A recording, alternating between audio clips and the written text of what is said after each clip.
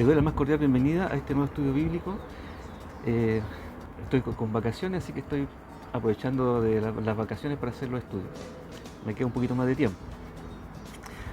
Afortunadamente no tenemos grandes novedades en el WhatsApp de la iglesia, así es que eso es un motivo de bendición también. Bien, hermanos, vamos a empezar.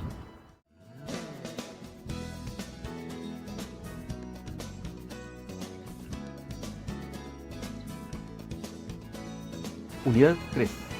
La iglesia, sus oficiales y ordenanzas. El pastor y su ministerio. Bueno, empezamos una nueva unidad que se llama la iglesia y sus oficiales. Vamos a ver cuáles son los oficiales que tiene la iglesia en este momento. Y este tema que es bastante interesante para nosotros y muy relevante. La verdad central dice así: el pastor tiene la doble tarea de captar, comunicar e interpretar el mensaje de Dios para su congregación, también de presentarse ante Dios para interceder a favor del pueblo y sus necesidades. A grandes rasgos ese, según el comentario, sería las tareas, ¿no es cierto?, del pastor. Con frecuencia escuchamos que el desarrollo de la iglesia local depende del pastor. No hay duda de que el pastor ha de desempeñar un papel clave en cualquier iglesia. ¿Qué puede una iglesia esperar de su pastor? Una buena pregunta. Y la otra también es muy buena pregunta, que dice: ¿esperar de su iglesia? Esto es para los dos lados. La palabra pastor se encuentra en el Nuevo Testamento con el significado de un oficial de la iglesia, en Efesios 4, versículo 11. Y él mismo constituyó a unos apóstoles, a otros profetas, a otros evangelistas, a otros pastores y maestros. Efesios 4, versículo 11.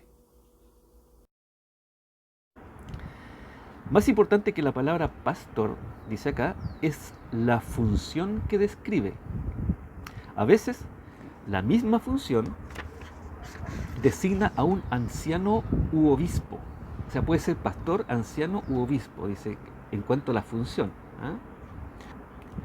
El obispo tiene como responsabilidad principal apacentar la iglesia del Señor.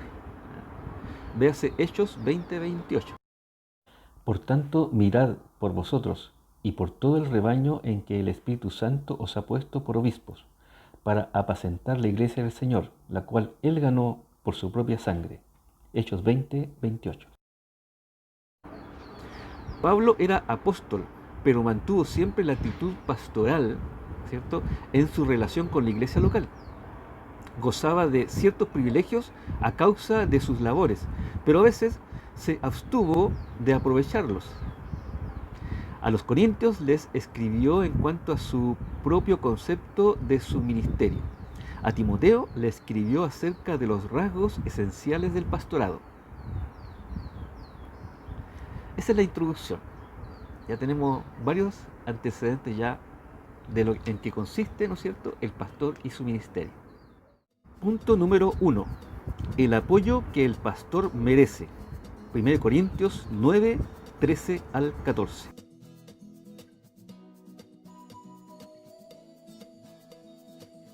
Contra los que me acusan, esta es mi defensa. ¿Acaso no tenemos derecho de comer y beber? ¿No tenemos derecho de traer con nosotros una hermana por mujer, como también los otros apóstoles y los hermanos del Señor y Cefas? ¿O solo yo y Bernabé tenemos derecho de no trabajar? ¿Quién fue jamás soldado a sus propias expensas? ¿Quién planta viña y no come de su fruto? ¿O quién apacienta el rebaño y no toma de la leche del rebaño? Digo esto no solo como hombre. ¿No dice eso también la ley? Porque en la ley de Moisés está escrito: no pondrás bozal al buey que trilla. ¿Tiene Dios cuidado de los bueyes y lo dice enteramente por nosotros? Pues por nosotros se escribió, porque con esperanza debe arar el que ara, y el que trilla con esperanza de recibir del fruto. Si nosotros sembramos entre vosotros lo espiritual, ¿es gran cosa si segáramos de vosotros lo material? Si otros participan de este derecho sobre vosotros, ¿cuánto más nosotros? Pero no hemos usado de este derecho, sino que lo soportamos todo por no poner ningún obstáculo del Evangelio de Cristo. ¿No sabéis que los que trabajan en las cosas sagradas comen del templo y que los que sirven del altar participan? Así también ordenó el Señor a los que anuncian el Evangelio que vivan del Evangelio. Tengo una objeción con respecto al título de este primer punto. Dice el apoyo que el pastor merece. Merecer, dentro de su sinónimo, significa hacer mérito o ser digno. Hacer mérito o ser digno, para nosotros tener merecimiento. Yo merezco esto, yo he hecho merecimiento, ¿no es cierto? Soy digno de esto. Pero lo que la Biblia nos dice y nos enseña es que lo que nosotros merecemos no necesariamente es lo que nosotros pensamos que merecemos. Por ejemplo, usted se atrevería a orar a Dios y decirle: Señor, dame lo que merezco. ¿Qué es lo que nosotros merecemos? Eso se contradice con la gracia. Cuando nosotros decimos merecemos esto, es una contradicción con la gracia, porque la gracia es la bondad de Dios que nosotros no merecemos. Yo cambiaría el título acá y colocaría el apoyo que el pastor necesita. El pastor necesita nuestro apoyo. Más que merecerlo, lo necesita. Y nosotros necesitamos del pastor. Así es la iglesia. Nos necesitamos unos a los otros. Háganse su comentario. Comenten si están de acuerdo o no con el libro. ¿Qué opinan? Hagan saber su opinión. Versículo 3. Contra los que me acusan, dice Pablo, esta es mi defensa. Pablo está siendo acusado. Veamos qué es lo que dice el comentario. Algunos miembros de la iglesia de Corintio habían levantado preguntas sobre los derechos que tenía Pablo como apóstol. Él responde a la acusación aclarando algunos aspectos prácticos y que forman parte de sus necesidades básicas. ¿Se fija? Versículos 4 y 5. Pablo comienza diciendo así: ¿acaso no tenemos derecho de comer y beber? ¿No tenemos derecho de traer con nosotros una hermana por mujer, como también los otros apóstoles? Derecho, el sinónimo, uno de los sinónimos es potestad. No tenemos potestad de traer con nosotros una hermana, o también autoridad o dominio. No tenemos autoridad, ¿cierto? El pastor, en este caso Pablo, tiene autoridad. Ellos tienen autoridad, tienen la facultad de hacerlo. ¿Qué dice acá el comentario? Dice: Pablo defiende su derecho como apóstol de comer a la cuenta de la iglesia. ¿Ya? Su derecho de comer a la cuenta de la iglesia. El asunto en el versículo 5 no es el derecho de un apóstol a casarse. Cuando dice a traer una hermana, ¿te fijas? Se expone que un apóstol puede llevar su esposa, a eso se refiere con traer una hermana, a su esposa en su obra misionera. Es como lo normal y como lo sano, que tanto el apóstol, tanto el pastor o el misionero vaya con su familia, ¿no es cierto? Y en esa condición de traer a su familia, que recibe el apoyo de la iglesia, como nosotros siempre lo hemos acostumbrado. Esa es la idea.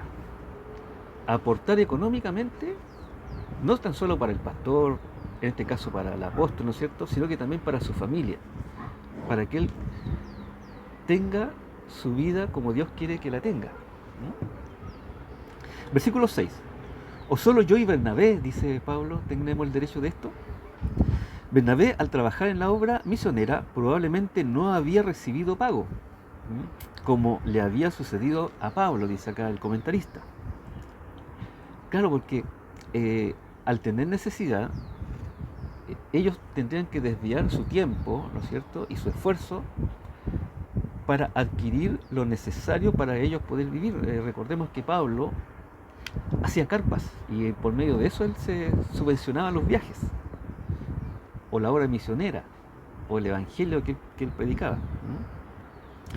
Versículo 7. ¿Quién fue jamás soldado a sus propias expensas? ¿Quién planta viña y no come de su fruto? ¿O quién apacienta el rebaño y no toma de la leche del rebaño? El comentarista dice lo siguiente: sería increíble negar al soldado sus gastos. Qué cruel sería negar al hombre que planta viñas o al pastor que cuida el rebaño algo del producto de sus labores. Si estos merecen sostén en sus labores, ¿cuánto más el siervo de Jesucristo? ¿Usted está de acuerdo con eso? Levante su mano. ¿Ah? Versículo 8 y 10. Porque en la ley de Moisés está escrito: no pondrás bozal al buey que trilla. ¿Tiene Dios cuidado de los bueyes? Por nosotros se escribió. ¿Qué dice el comentarista? Las declaraciones en cuanto al sostén del siervo de Dios están arraigadas en la ley de Dios. Los rabinos daban a los pasajes del Antiguo Testamento un sentido espiritual que se consideraba más alto que una interpretación literal. Lo que dice Pablo acá es que, como está escrito, dice: no pondrás bozal al buey que trilla, es decir, no pondrás freno al buey que está haciendo el trabajo. ¿Cuál es el paralelo acá? Que Pablo está diciendo que como el Antiguo Testamento dice que no le ponga el freno al buey que trilla, tampoco le ponga freno, un freno económico, una falta de recursos, ¿no es cierto?, al obrero que hace su labor. Imagínense que ocurre eso con nuestra iglesia. El pastor no podría hacer su trabajo. Tendría que estar preocupado de cómo poder adquirir lo necesario para su bienestar. Eso es lo que está diciendo Pablo acá. Y está retrotrayendo lo que estaba escrito en el Antiguo Testamento, aplicándolo, ¿no es cierto?, al Nuevo Testamento, en este caso particularmente al sostén de pastor, ¿no es cierto?, anciano o apóstol, que en este caso es lo que estamos viendo nosotros. Pablo aquí emplea el mismo método de interpretación, diciendo que el mayor interés de Dios es la prohibición de poner bozal al buey. No está en los animales, sino en los hombres. ¿Ah? El que pone en bozal al buey son los hombres, no los animales. Cuando me tocó, cuando estaba de encargado de la iglesia, en mi misión en ese tiempo en la iglesia, tuve que compartir con varios pastores. Entonces, dentro de las cosas que ellos conversaban, me llamó mucho la atención que la iglesia no lo sostenía el 100%. Por ejemplo, le dan el 50% del sueldo y el otro 50% el pastor tenía que... Eran de otra denominación, quiero aclarar, no eran de la iglesia bautista. Entonces ese pastor tenía que buscar otro trabajo. Entonces destinaba, ¿no es cierto?, tiempo y recursos para ir o para hacer esas tareas para poder tener el dinero que le faltaba. Entonces yo lo encontraba bastante no adecuado. No estaba acostumbrado a que el pastor tuviera que trabajar, ¿no es cierto?, en un trabajo secular y encima atender a la iglesia. No me calzaba esa parte. Pero así es en otras denominaciones. ¿Es bueno? No es bueno. Acá la Biblia dice que no, que la iglesia debe sostener, en este caso, al pastor. Versículo 12. No hemos usado de este derecho, dice Pablo, por no poner ningún obstáculo al evangelio de Cristo. ¿Qué dice acá el comentarista? El gran apóstol expone el motivo verdadero de su negativa al sostén económico. La palabra obstáculo a veces se refiere a la excavación de un camino para que un enemigo no pueda avanzar. Pablo desea un camino sin obstáculo para el avance del evangelio. Eso es lo que dice acá. Dice que Pablo rechazó el sostén de la iglesia, porque él hacía sus carpas, ¿no es cierto?, para no poner ningún obstáculo, para que nadie le dijera nada. Porque, oye, tú estás viviendo a costa de la iglesia, claro, tu interés en hacer crecer la iglesia para que te paguen. Es cierto que hay pastores que se aprovechan de la iglesia. Hay pastores que sacan al hermano que tiene a cargo las finanzas y ese pastor se pone a cargo de las finanzas. Y al final nadie de la iglesia sabe qué pasa con las finanzas, con los diezmos. Afortunadamente en la iglesia bautista casi no se da esas cosas, pero hay que estar atento. No es bíblico. No es bíblico no sostener al pastor, y no es bíblico entregarle todo tampoco a estos pastores que no tienen escrúpulos, ¿no es cierto? Se aprovechan de la hermandad y viven, como dice Pablo, viven de la iglesia y lo ponen como un obstáculo al avance del evangelio. Dice: yo no quise poner ese obstáculo para que nadie me dijera nada. Eso es lo que dice Pablo. Versículos 13 y 14. Los que trabajan en las cosas sagradas comen del templo, dice Pablo. El Señor ordenó a los que anuncian el Evangelio que vivan del Evangelio. Que vivan del Evangelio. ¿Qué dice acá el comentarista? Los sacerdotes vivían de las ofrendas del pueblo a Jehová. Deuteronomio 18 del 1 al 8, si usted quiere profundizar. Cuando Jesús mandó a sus discípulos, les dijo: el obrero es digno de su salario. Acá también traducen de su alimento, pero es lo mismo. El obrero es digno de su salario. Mateo 10, versículo 10. El principio dado de sostén del hombre de Dios en el Antiguo Testamento es válido para la nueva era del Evangelio. Es válido y también es práctico. Punto número 2. La motivación verdadera del pastor. 1 Corintios 9, del 15 al 19. Pero yo de nada de esto me he aprovechado, ni tampoco he escrito esto para que se haga así conmigo, porque prefiero morir antes que nadie desvanezca esta mi gloria. Pues si anuncio el Evangelio, no tengo por qué gloriarme, porque me es impuesta la necesidad y ay de mí si no anunciar el Evangelio. Por lo cual, si lo hago de buena voluntad, recompensa tendré, pero si de mala voluntad, la comisión me ha sido encomendada. ¿Cuál pues es mi galardón? Que predicando el Evangelio, presente gratuitamente el Evangelio de Cristo, para no abusar de mi derecho en el Evangelio. Por lo cual, siendo libre de todos, me he hecho siervo de todos para ganar a mayor número. Versículo 15. Pero yo de nada de esto me he aprovechado, porque prefiero morir antes que nadie desvanezca esta mi gloria, dice Pablo. Veamos lo que dice el comentarista. Pablo abre su corazón en cuanto a los motivos verdaderos de su ministerio. El ministerio de Pablo era un privilegio, dice él. Su gloria era que podía servir sin sostén.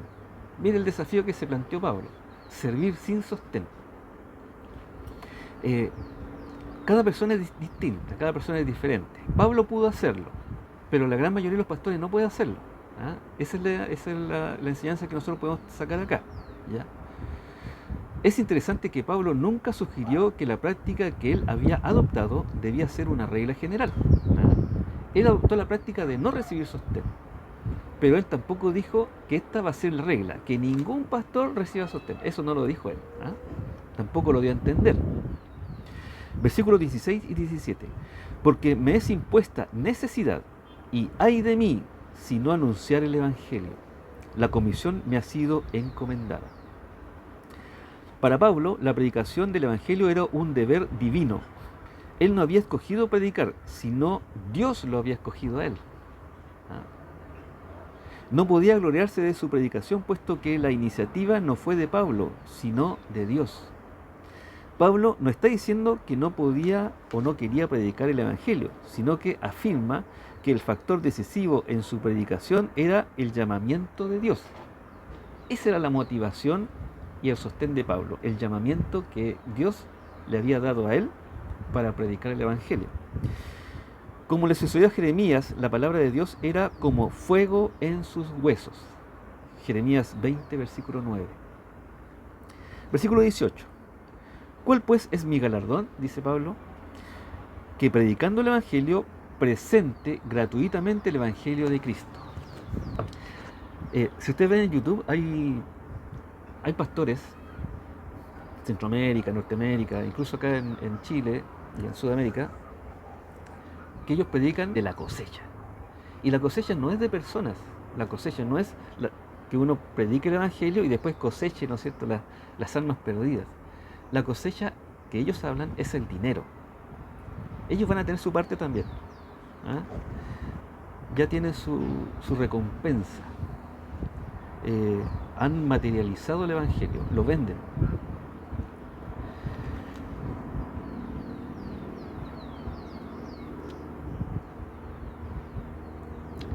Dice acá el comentarista: la satisfacción de predicar lleva su propia recompensa interior. El no recibir pago material no es un principio para cualquier pastorado. Sin embargo, la recompensa más alta para cualquier siervo de Dios no es el sueldo, sino la satisfacción que un ministerio bien desempeñado lleva en sí. Dice acá que la recompensa del siervo no es el sueldo. La recompensa del siervo es la satisfacción de su ministerio bien hecho. Esa es la recompensa del siervo.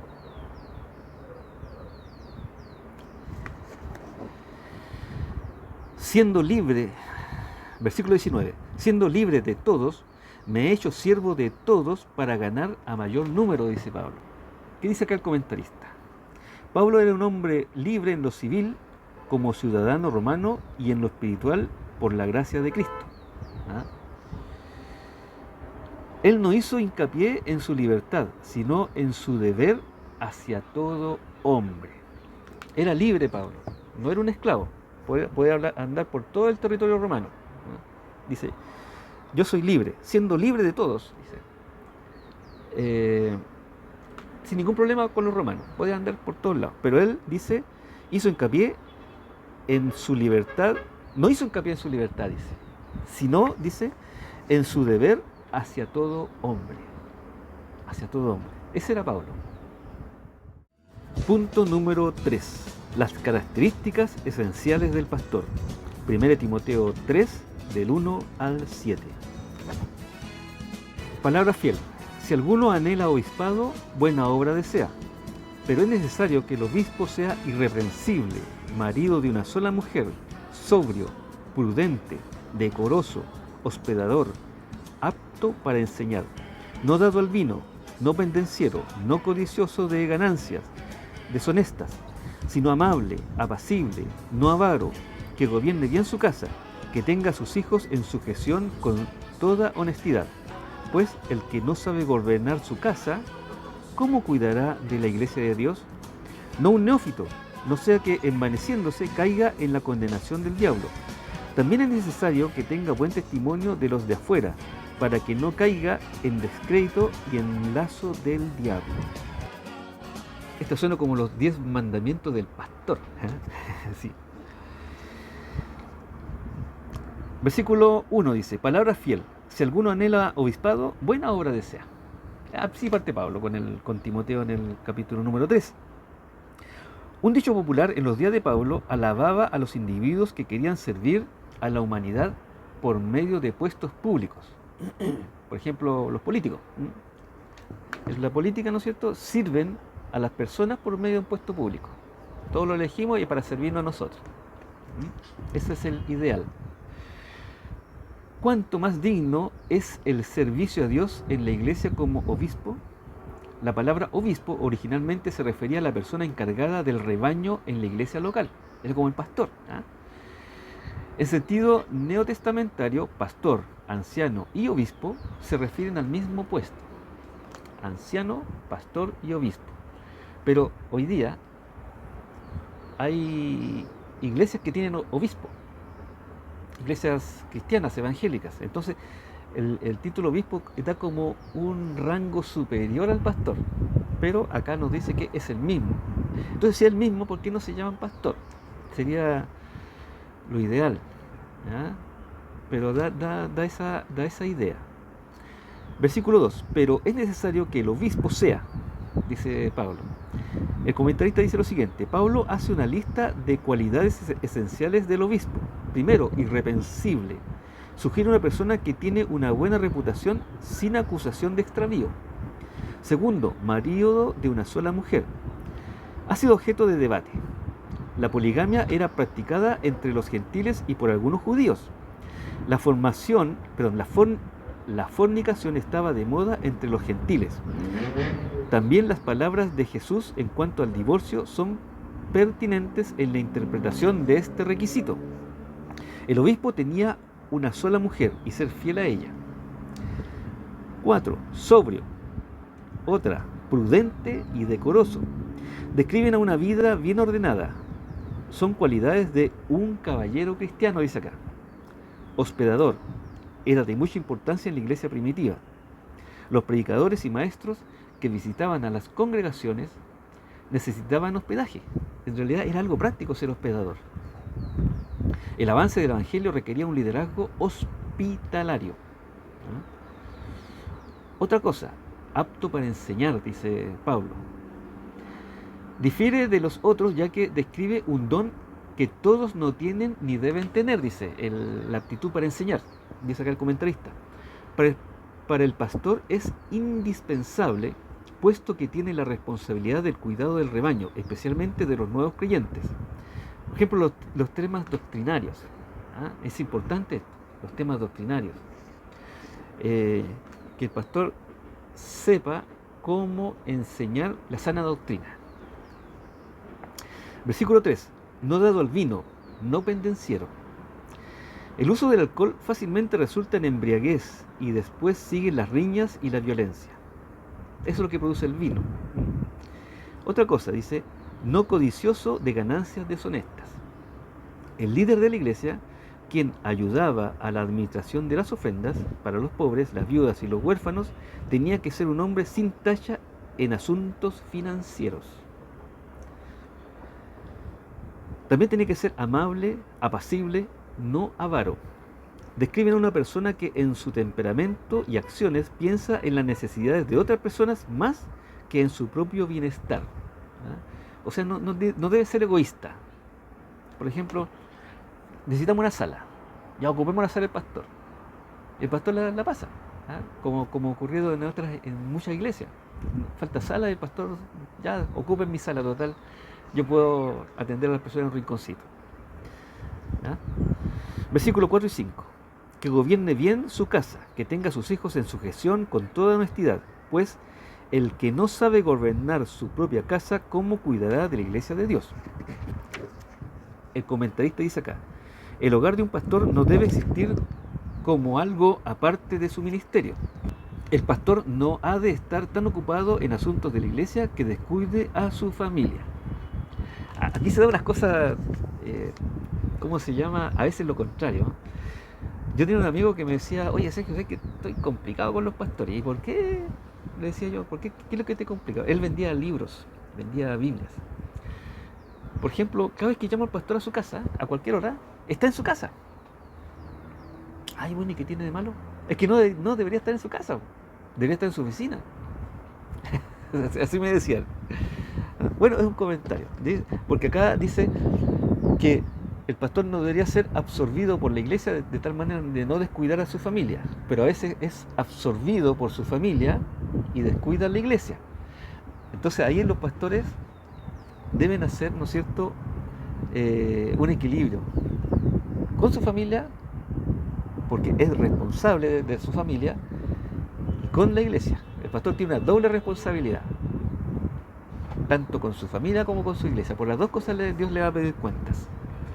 La iglesia también debe tomar en cuenta este principio. El obispo debe mostrar liderazgo espiritual y moral en su propia casa antes de asumir la dirección de una iglesia.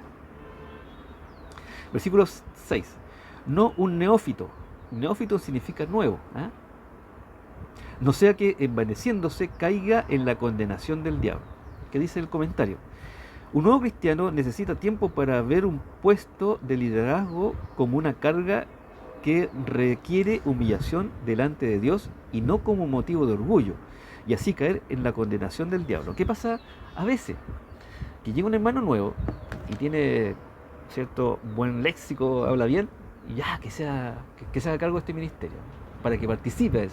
No, ese no es una buena conducta de parte de la iglesia.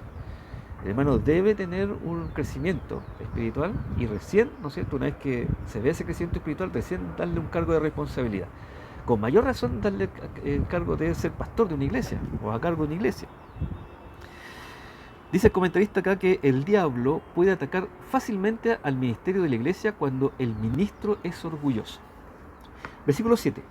También es necesario que tenga buen testimonio de los de afuera para que no caiga en descrédito y en lazo del diablo, dice Pablo.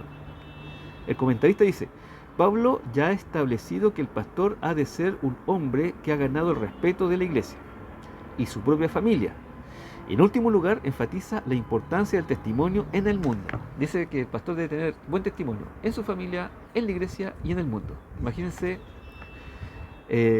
lo que debe hacer, y en general todo cristiano debe ser lo mismo. La iglesia pierde el respeto del mundo cuando sus oficiales son más como el mundo que como la iglesia. Y eso ha pasado un montón de veces con varios pastores. Han cometido pecado, ¿no es cierto? El mundo lo sabe y se lo enrostra después a la iglesia. Mira, el pastor. Una vez un pastor me estaba comentando que una persona católica le dijo: oiga, ustedes los evangélicos, ¿saben que en la cárcel hay varios evangélicos? Hay muchos evangélicos en la cárcel. Entonces el pastor le contestó: sí, pues, y el resto son todos católicos. Bueno, hay que tener buen testimonio. Y eso no solamente para el pastor, sino que para todos los hermanos de la iglesia. Y este ha sido el estudio de hoy, el del primer oficial de la iglesia, que es el pastor y su ministerio. Bien, hermanos, me voy despidiendo ya de este estudio número 22, ya hemos avanzado harto. Que el Señor los bendiga, que cuídense, no estemos tan confiados que estamos en el paso 3. Acá en Valparaíso he salido un par de veces y he notado que mucha gente anda sin mascarilla, ha aumentado el nivel de contagio, por lo tanto la autoridad dice que en cualquier momento Valparaíso y el mar van a bajar de paso, quizá el paso número 2, lo que sería bastante perjudicial para las personas. Y eso es por no cuidarse, básicamente. Así que como buenos hijos de Dios, seamos disciplinados, cuidémonos, acerquémonos a Dios todos los días y compartámonos con los hermanos en la medida que se pueda. Que el Señor los bendiga, hermano. Nos vemos la próxima semana.